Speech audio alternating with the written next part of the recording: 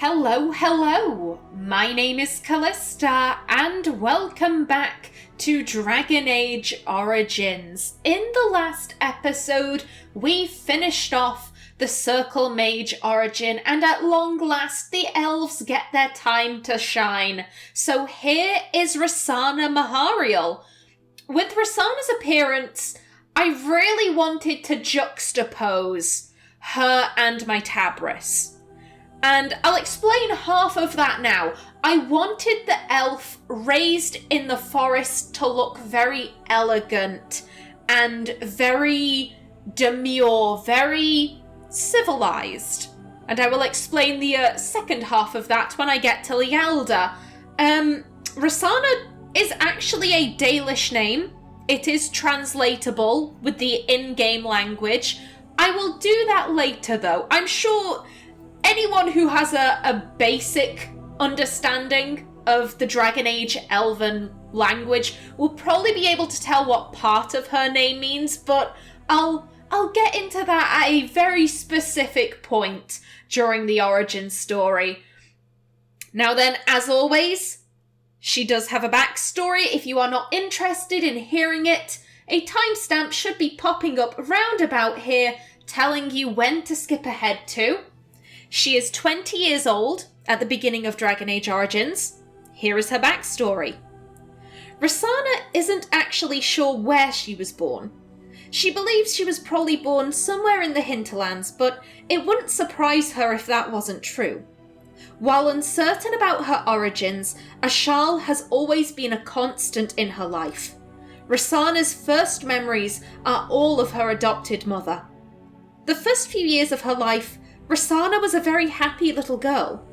However, eventually she realised that her family was somewhat unique. She began to question why she didn't have actual parents like her friends did. But the more she asked, the less the elders of the clan told her. And no matter how much Rassana begged for answers, they simply wouldn't provide any. When she was 6, Rassana was sneaking around camp one night. Ashal had sent her to bed early, but Rassana decided that she wasn't done playing with her friends. As she hid in the bushes, she happened to overhear a couple of the adults talking about her. It's such a shame that they never got to see her grow. To be so young and to have lost so much. May Elganon strike down the murderous Shems. Rassana was shocked. She had guessed that her parents were dead, but she hadn't considered that the humans might have murdered them. She felt bile rising up in her throat, and she had to go back to her tent. She stewed on this new information all night, feeling a hatred like nothing she had ever felt before. In the morning, Rassana knew what she had to do. She was determined to grow up into someone capable of getting justice for her family. Despite her new obsession, Rassana was a popular girl among her peers. She was bright and exuberant, yet she only really had one true friend. Rassana first took notice of Tamlen when they were 10. A sickness swept through the clan, and both of Tamlen's parents unfortunately succumbed.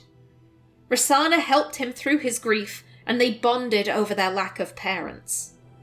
Together, they started training to be hunters when they turned 12.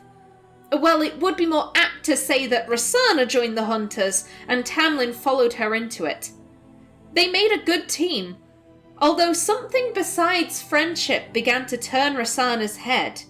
She noticed that Tamlen looked at her differently from the others. She liked it. And when she looked at him, her stomach was filled with butterflies. For someone who was usually so bold, Rassana suddenly found herself speechless. Rassana promised herself that one day she'd say something to Tamlen, but something always seemed to get in the way. Another apprentice hunter joining them on their patrol, Tamlen getting his foot stuck in a rabbit trap.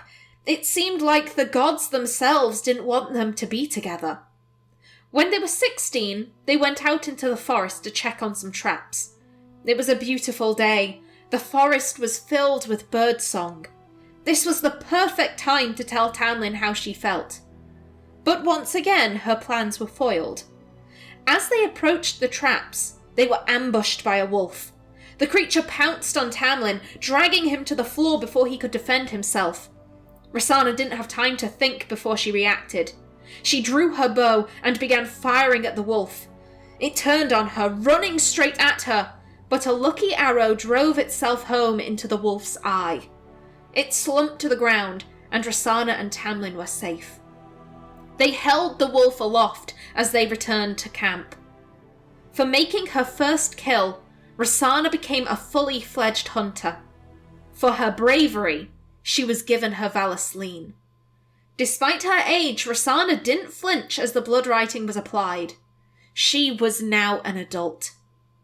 Rassana took her adult responsibilities in her stride, but issues quickly started to surface. One of her new duties was to go into the Shem cities with the other hunters to sell their wares, but Rassana would pick fights with the Shems every time. Eventually, the Keeper banned Rassana from going into the cities. Rassana was furious. The Keeper shouldn't stop her from getting justice. She convinced Tamlen to sneak out of the camp with her any time they stopped near a city or a town. Together, they would beat up any humans they could find and return to camp before sunrise. They had a good system going, until the Keeper followed them one night. Rassana's current objective is to protect her clan from the Shems. They threaten to wipe out her clan and her culture. She will get justice. For her people, for Alathan, and for her parents. There we go. That is Rassana's backstory. Rassana does play into the stereotype of the angry elf. She does have a tendency of seeing injustices where maybe it was actually just a simple misunderstanding or, just a conflict of cultures. Nothing was really intended to be malicious or anything, but she will jump on that. No, that was a direct slight. How dare he? I'ma kill him. That's Rassana. Okie doke. Let's see. 1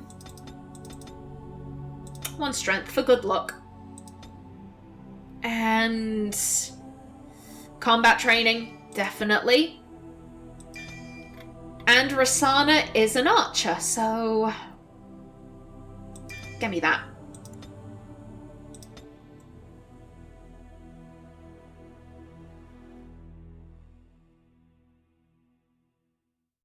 You were born amidst the Dalish elves, noble wanderers who refused to join the society of humans that subjugated their homeland so long ago. The Dalish travel the land in tightly knit clans, struggling to maintain their half-forgotten law in a human world that fears and despises them. You spend your time hunting with your clanmate Tamlen in the forests, and as is sometimes the case, your quarry is not always the local wildlife.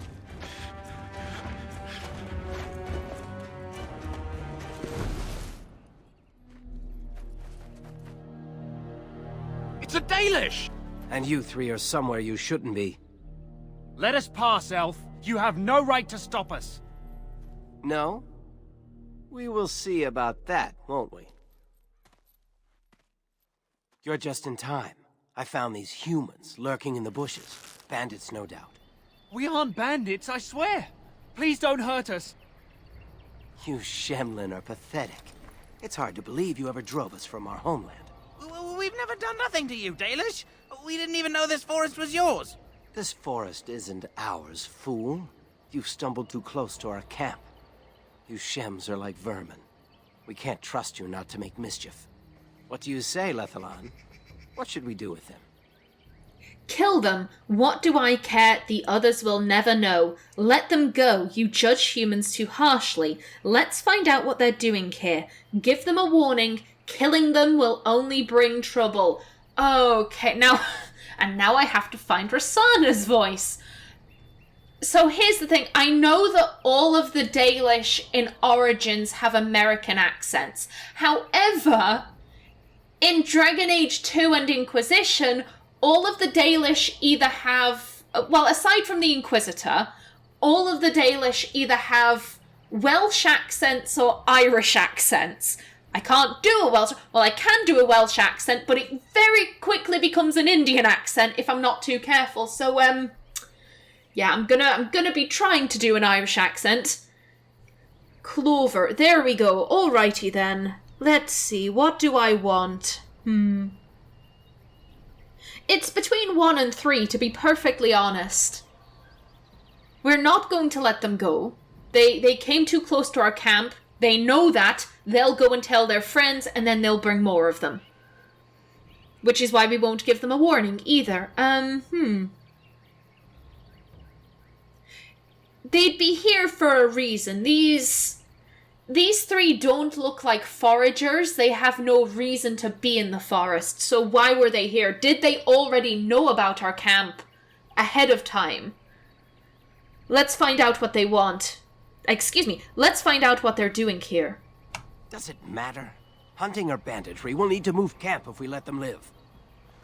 Look, we didn't come here to be trouble. We just found a cave. Yes, a cave.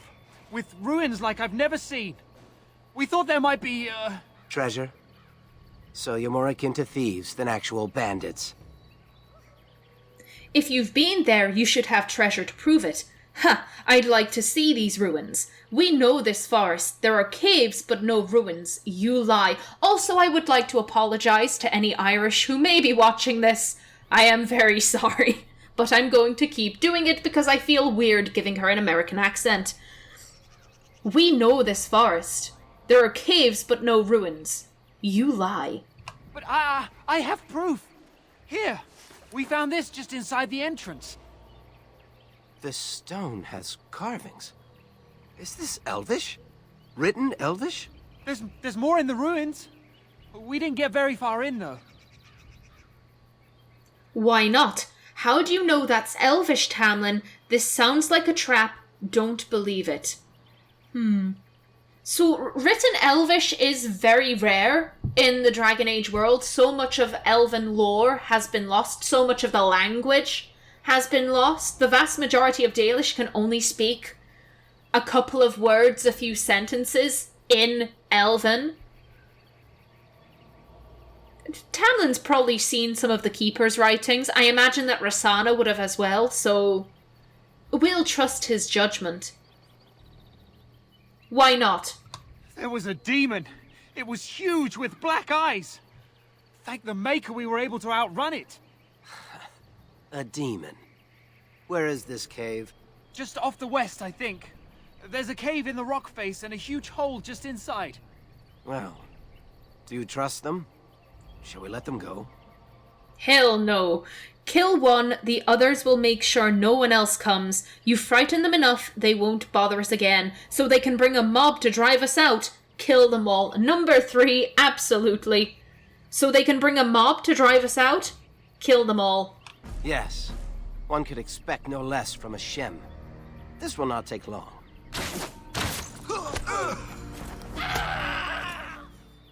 What a scream.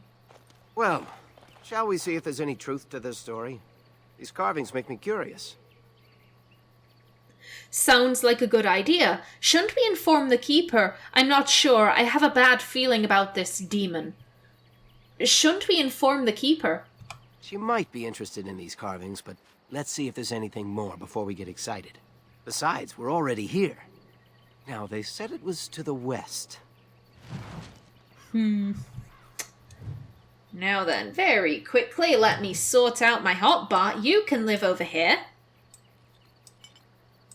There we go. Inventory stuff.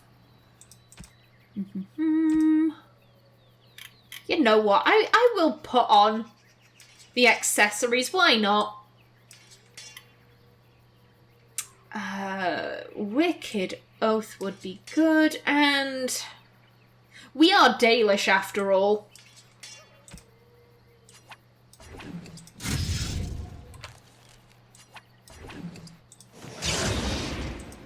Good stuff. Okie doke. And coercion. Absolutely. Now then, what codex entries did we get? Oh, nothing so far. Okay. Rightio then, come along then, Tamlen. Ooh, oh, there we go, now we get the Codex entries. The Dalish Elves. In time, the human empires will crumble. We have seen it happen countless times. Until then, we wait. We keep to the wild borderlands. We raise Hala and build Aravels and present a moving target to the humans around us.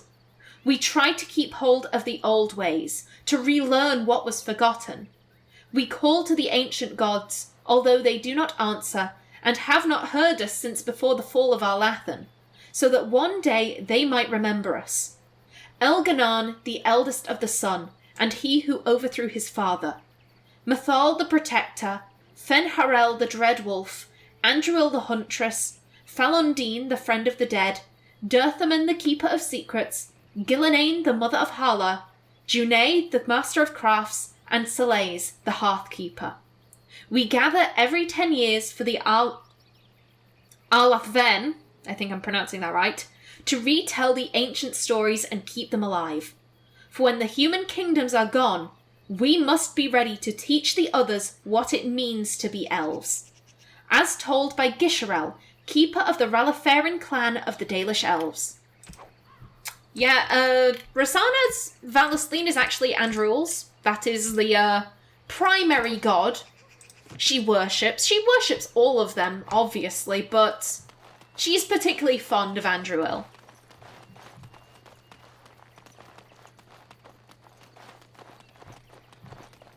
And it seems another of Rassana's attempts to confess her feelings to Tamlen. It is, again, a very beautiful day, a nice walk through the forest, perfect time to confess, and 3 humans, of course. Buddy, you getting in here? 3 humans and a couple of wolves.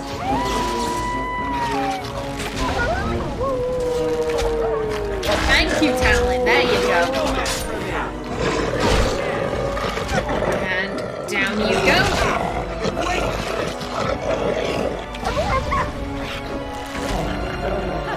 You're getting sloppy. And take it out. Excellent. Good stuff. They didn't drop anything. Oh, we're dead, Hala. Poor thing. Hala. No creature is more revered by the Dalish than the Hala. No other animal has a god of its own. These white stags are much larger than ordinary deer, and the Dalish Hala keepers carve their antlers as they grow, making them curve into intricate designs. In ancient times, these stags bore elven knights into combat, but since the fall of the Dales, they are used less as mounts and more to pull the Aravels. Wolf. I believe we have read this one. I'm trying to think where we read this, though. Where did we fight wolves? I think it was in the human noble origin, but I can't remember fighting any wolves there. We might have gotten this after hearing about the lycanthrope plagues. I think that's it. Yeah, pretty sure we've read that one. And yoink. Ooh. Not better than what we have, though. Okie doke.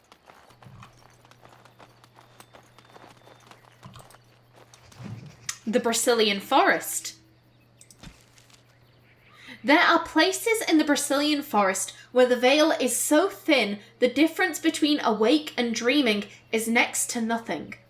In one such place, a woodshaper was born, under such unfortunate stars that his mother named him Abalas. We recognise that name from Inquisition, although I do believe it's a different Abalas. I don't think this is the same person.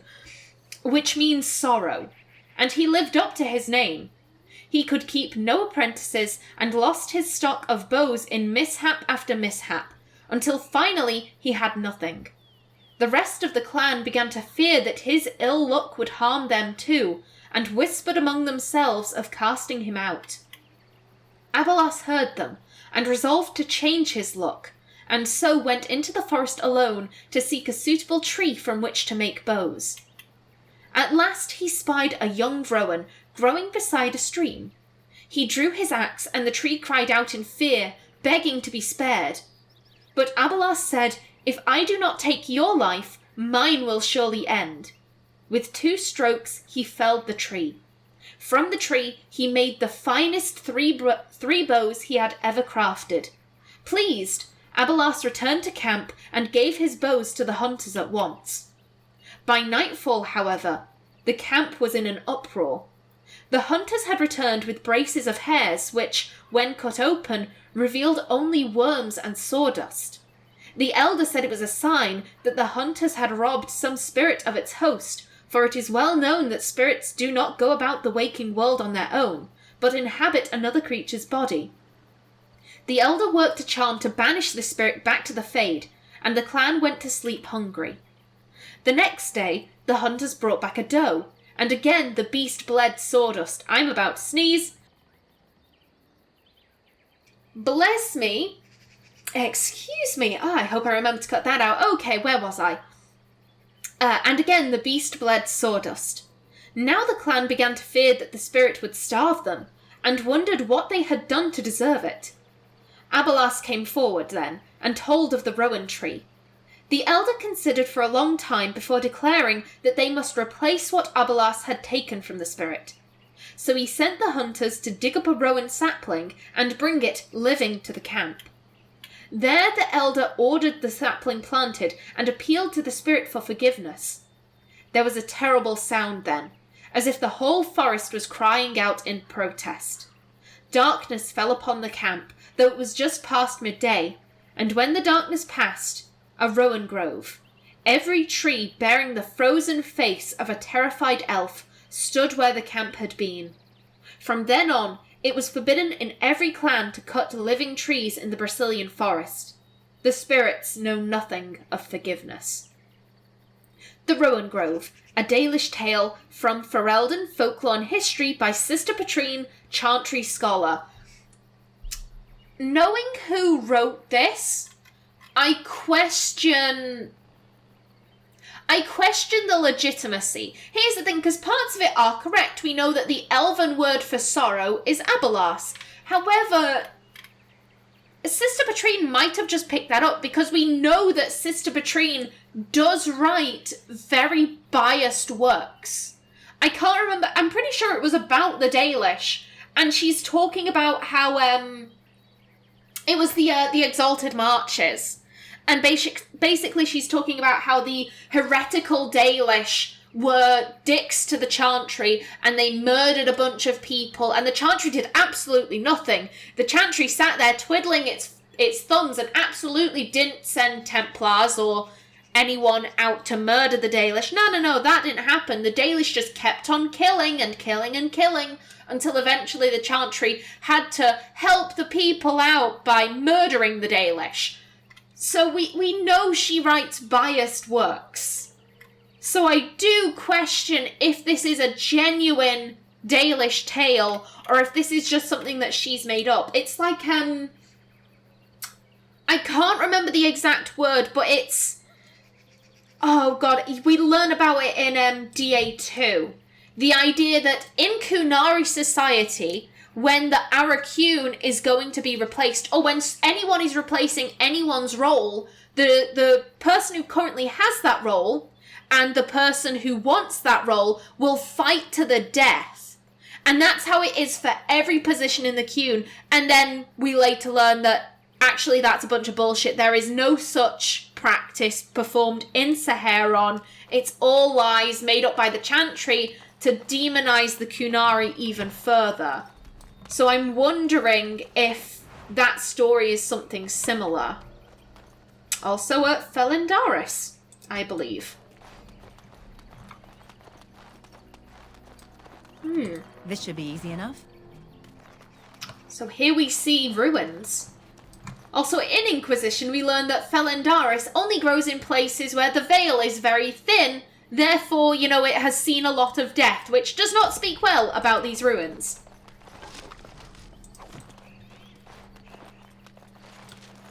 This must be the cave. I don't recall seeing this before, do you?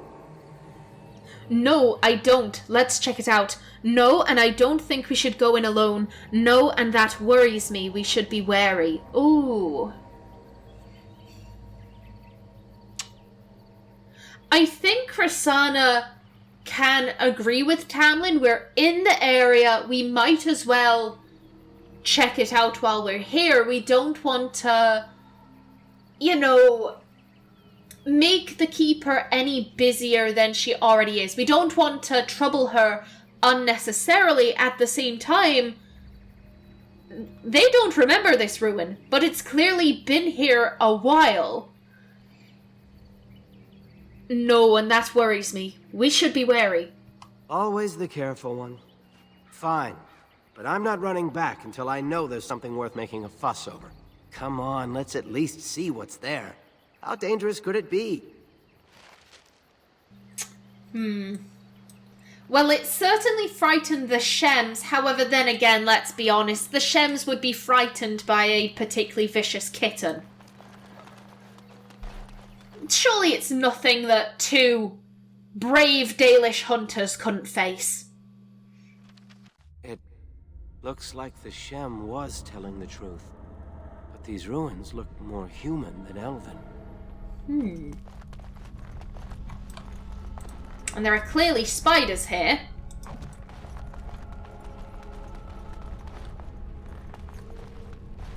Ooh.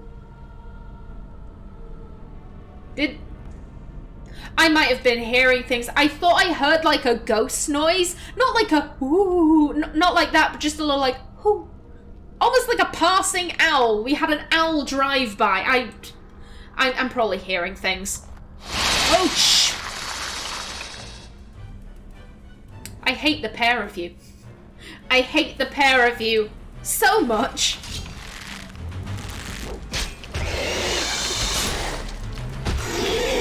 Go on, get in there, Tamlen. No, don't fight me. Fight him. There we go. And you can get stunned. Stay still! I've been waiting for this. There we go. Down with you! I don't imagine that Rassana is scared of spiders. She grew up in a forest. You can't exactly be arachnophobic if you grow up in the wilderness. But I am. I don't like them. On it. Ooh. Yeah, we have something better.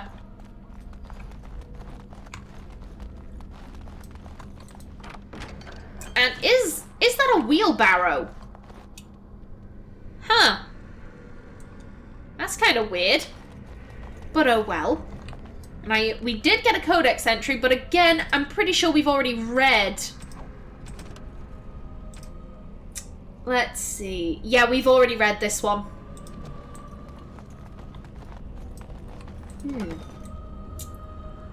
Tamlen says it looks more human than elven, but there are these very intricate columns which are very elven. You know, the Shems wouldn't put that much detail into their walls. Oh, and I'll grab you and back it up. Please go after Tamlen. No, why? You don't need to go after me. Coming. Only one to stand. Come on, get him. On your guard. There we go. How about you? You next.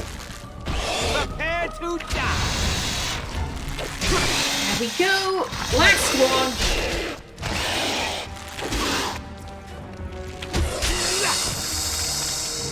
Fabulous. Good work, Tamlen.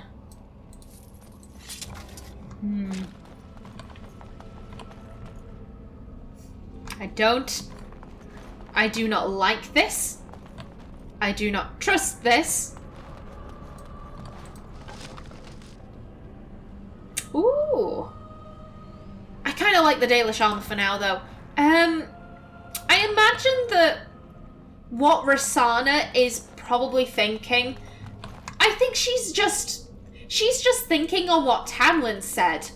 The whole, these appear to be human ruins, but there are definitely elven, you know, architecture points, things that are distinctly elven. And that makes absolutely no sense. I mean, why would this be a thing? As far as Rassana is aware, humans and elves have never peacefully coexisted because the humans have always been assholes who want to enslave her people. Trap! Whoop. Nice catch, Rassana. And, oh, I see that one over there, though. Trap! Oh, that was a large darkspawn shield. Ooh. Hope we don't see any of them. On it.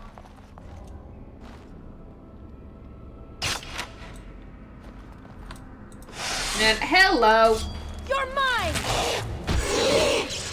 Tamlen, do you want to... Thank you. Now then, if we could all just hold... Because I'll just pick this guy off from the distance. I'm fine with that. Oh, no. Okay, everyone stop holding. Tamlen, get in there and help me. Come on, take it out. There we go.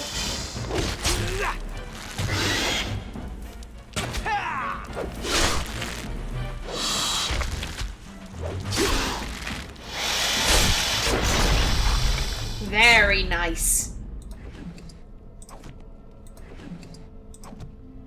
And at least they're being kind enough to drop stuff for us. And oh, coffins. Trap! Oh, thank you for the bonus XP.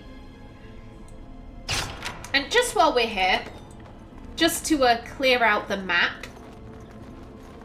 Yep, this is where we came in.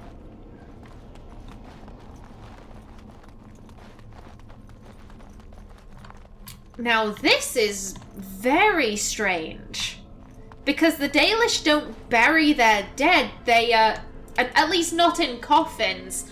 They bury them in the ground and, you know, plant a tree over them. They don't entomb them like this. This is more of a dwarven thing. Admittedly, I'm not sure if Rassana would know that last tidbit, but she'd know this isn't what the Dalish do. Perhaps elves in old times entombed their dead similar to the dwarves. Or maybe this was for elves going into Uthanera. Rassana would know what Uthanera is. I think she'd just be very confused as to what all of this could mean. And yet also the worry of, right, how did I not know this was here? I seem to remember there being a lot of traps here, and I'm concerned that none are popping in. I don't trust that. No, we got skeletons. You're right, chaps. I can't believe this. You recognize this statue, don't you? Enough gawking, let's move on. It's worn, but it looks vaguely familiar. Maybe, why should I care? It's worn, but it looks vaguely familiar. Back when our people lived in Arlathan, statues like these honored the creators. When the Shems enslaved us, much of that lore was lost. This looks like human architecture, with the statue of our people. Can these ruins date back to the time of Arlathan? This isn't the time or place for a history lesson, Tamlen. It's interesting. So much of our past is lost to us. We're nowhere near Arlathan, and this proves nothing. Perhaps, but there isn't much left down here. We don't know where Arlathan was. Arlathan could have been anywhere. Who's to say that Arlathan wasn't in the Brazilian forest? Then again, who's to say that Arlathan wasn't in Tevinter or Orlais? The Elven Empire stretched, far and wide. I do think she would find this interesting. She's very intrigued by, Dalish lore. She is absolutely the type of elf who would, venture far and wide to reclaim her history. It's interesting. So much of our past is lost to us. I'd never have guessed ancient elves might have lived here. With humans. But what were the humans doing here? That's the question. Maybe the ancient elves had humans as slaves. I think Rassana would find that idea gratifying. She'd be like, yeah, serves them right.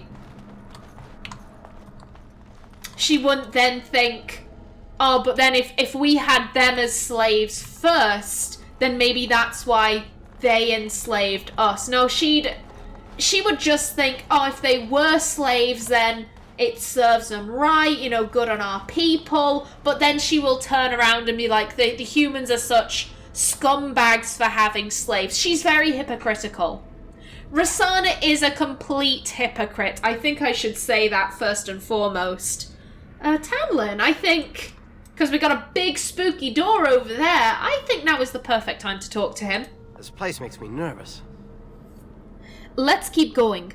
What do you think all this is? Why did you want to come down here so badly? So talk, if that will calm you down. How did you know all that about the statue? Let's just go through all this. What do you think all this is? I'm not sure. This looks like a very old human place. Why would they build this? And why would elven artifacts be here? Maybe some of our ancestors lived here. In caves, like the dwarves. I'll stick to roaming the land myself. This doesn't feel like anyone's home. More likely the elves here were slaves.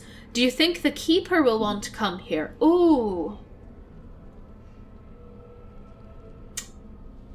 So Rassana is, really happy with the idea that maybe there were elves living here and they kept humans as slaves. However, now that he points it out, it is more likely that this was a human temple. They had elves as slaves and the elves did the detail work on the walls. And they were allowed to bring a statue. More likely the elves here were slaves. The Keeper said it took a long time for slavery to erase our ancestors' history. Maybe whoever lived here still wrote and spoke Elven. It does feel sinister here, doesn't it? Well, whatever it is, it won't stop me. A Dalish hunter fears nothing. We have more questions. This place makes me nervous. Why did you want to come down here so badly? Aren't you curious? We could be discovering our history. Minstrels will write songs about us. You aren't fooling me, Tamlen. I am curious. I'm just worried about the danger here. Yeah, Rassana has known Tamlen a very long time. You aren't fooling me, Tamlen. If I were to bring some valuable ancestral artifact back to the Keeper, she might forgive me for... well, you know. Thank you for covering for me, by the way. We were both brawling. I don't see why you got punished. You get into far too much trouble, Tamlen. So I mentioned this as part of Rassana's backstory.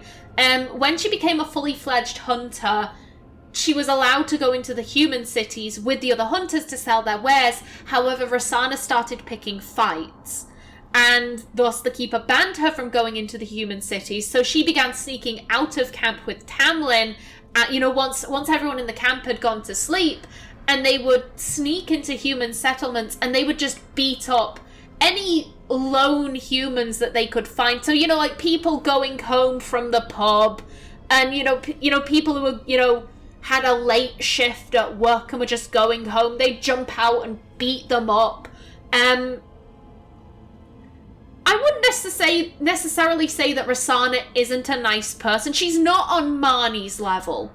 Rassana does have a heart. She's not entirely self-serving. But especially at the beginning of the origin, at the beginning of Dragon Age Origins, she isn't a good person. I would say she changes. She has the most dramatic change in personality over the course of her story than any of my other characters. I can imagine that Tamlen probably covered for Rassana. Thank you for covering for me, by the way. Of course. You know I'd do anything for you. At any rate, I wasn't expecting this place to feel quite like this. Maybe this wasn't the best idea. This place makes me nervous. How did you know all that about the statue? I saw a picture of it in one of those old books the Keeper never lets anyone touch. It was one of the old gods. The Keeper called him a friend of the dead. Friend of the dead? What does that mean? Maybe this was a place of worship. Perhaps this place is a tomb. We did see a sarcophagi. Also, considering how much Rassana is into her own history, she would know who the Friend of the Dead is. I think it's Dirthamin? It's either Dirthamin or Falondin. Falondin, Friend of the Dead. There we go. Perhaps this place is a tomb. An elven tomb built by Shems? I doubt it. It said that the old ones never truly died. They just went somewhere and slept forever. And this god would come to guide their spirits away. But he wasn't an evil god, not like Fen'Harel, the Great Wolf. It doesn't seem right that a place so wrong would be his. Let's keep going, so talk if that will calm you down. Yes, let's let Tamlen talk. So talk if that will calm you down. I suppose so. Hey, weren't you supposed to be assisting Master Verathorn today? How did you end up coming with me? I got out of it. I prefer to hunt. You know me, I get away from camp whenever I can. I wanted to be with you, of course. Actually, it's a punishment. I wanted to be with you, of course. I thought that might be the case. I'm glad. Let's just find whatever's here and get out. We can talk later. Hopefully in a far more romantic setting. Rassana is still determined this day will not be ruined. She will finally confess her true feelings to Tamlen. And with that, I am just about out of time for this episode. In the next, we will go through the creepy door and see what else this ruin is hiding. But until then, please remember to like if you enjoyed, leave a comment below, and if you wanted to subscribe, it would be very much appreciated. I've been Callista. Thanks for watching, and see you in the next episode.